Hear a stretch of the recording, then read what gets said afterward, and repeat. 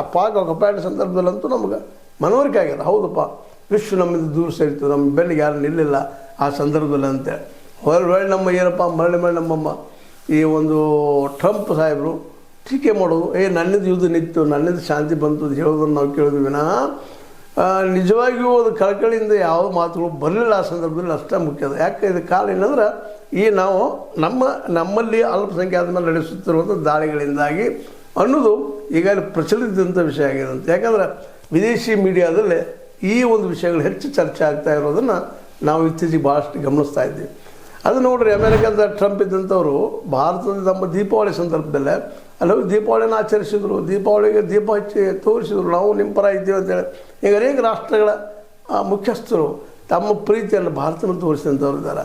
ಇಂಥ ಪ್ರಸಂಗದಲ್ಲೇ ನಾವು ಆ ಒಂದು ಬಜರಂಗದ ಮೂಲಕ, ಇನ್ನುಳಿದ ಮೂಲಕ ಕ್ರಿಶ್ಚಿಯನ್ರ ಹಬ್ಬವನ್ನು ನಾವು ಒಂದು ಕೀಳಾಗಿ ನೋಡೋದು, ಕ್ರಿಶ್ಚಿಯನ್ರ ಏನಪ್ಪ ಚರ್ಚ್ಗಳ ಮೇಲೆ ದಾಳಿ ಮಾಡಿಸೋದು, ಮುಸಲ್ಮಾನರ ಮಸೀದಿಗಳ ಮೇಲೆ ದಾಳಿ ಮಾಡಿಸುವಂಥದ್ದು, ಬುಲ್ಡೋಜರ್ ಹಚ್ಚುವಂಥ ಇವೆಲ್ಲ ಕ್ರಿಯೆಗಳಿಂದಾಗಿ ನಾವು ಅಂತಾರಾಷ್ಟ್ರೀಯವಾಗಿ ನಾವೇನು ಮಾಡ್ಕೊಂಡಿವಪ್ಪ ಅಂದ್ರೆ ಅತ್ಯಂತ ಕಡಿಮೆ ಗೌರವವನ್ನು ಪಡಿತಾ ಇದ್ದೀವಿ. ಮತ್ತು ನಮ್ಮ ಜೊತೆ ಗೆಳೆತನ ಮಾಡಲಿಕ್ಕೆ, ನಮ್ಮ ಜೊತೆಗೆ ಕೂಡಿ ಇರೋದಕ್ಕೆ ಯಾವ ದೇಶ ಮುಂದೆ ಬರ್ತಾ ಇಲ್ಲ ಈ ಸಂದರ್ಭದಲ್ಲಿ ಅನ್ನೋ ಸಹಿತ ಗಮನಿಸಬೇಕಾಗಿದೆ. ಅದೇನೋ ಆಗಲಿ, ಇದನ್ನು ಯಾಕೆ ನಿಮ್ಗೆ ಹೇಳಬೇಕಾಯ್ತಪ್ಪ ಅಂತಂದ್ರೆ, ಇವತ್ತು ಚರ್ಚೆ ಮಾಡ್ಬೇಕಾಯ್ತು ಅಂದ್ರೆ ವಿಶೇಷವಾಗಿ ದೊಡ್ಡ ಚರ್ಚೆ ಆಗ್ತಾಯಿದೆ ಇಡೀ ದೇಶದ್ದು, ಇಡೀ ವಿಶ್ವ ತುಂಬ.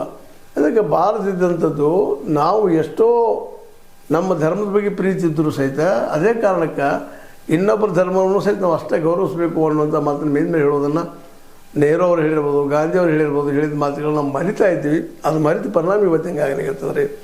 ಹೀಗಾಗಿರ್ತೀವಿ ಅದನ್ನೆಲ್ಲ ಈಗ ಒಂದಿಷ್ಟು ದೂರ ಸರಿಸೋ ಸಲುವಾಗಿ ಇವತ್ತು ಮೋದಿಯವರು ನಮ್ಮ ಕ್ರಿಶ್ಚಿಯನ್ರ ವಿಶೇಷವಾಗಿ ಪೂಜಾ ಸ್ಥಳಕ್ಕೆ ಹೋಗಿ ಕ್ರಿಶ್ಚಿಯನ್ರಿಗೆ ಭೇಟಿಯಾಗಿ ಒಂದು ಒಳ್ಳೆಯ ಮೆಸೇಜನ್ನು ಕೊಡೋದ ಪ್ರಯತ್ನ ಮಾಡಿದ್ದಾರೆ. ಇದಾದ್ರೆ ಇದು ಬಹಳ ದಿನಗಳ ಹಿಂದೆ ಆಗಬೇಕಾದಂಥದ್ದು.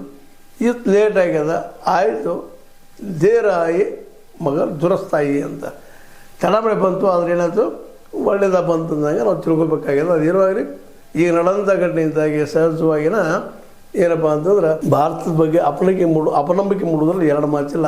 ಒಟ್ಟಾರೆಯಾಗಿ ಹೇಳಬೇಕಾಗಿದ್ದಿಷ್ಟೇ. ಈಗ ಈ ಸಂದರ್ಭದಲ್ಲೇ ನಾವು ಭಾರತೀಯರಾದಂಥವರು ಇನ್ನೊಬ್ಬರನ್ನ ಪ್ರೀತಿಯಿಂದ ಕಾಣುವಂಥ ಸ್ವಭಾವವನ್ನು ಬೆಳೆಸಬೇಕಾಗಿದೆ.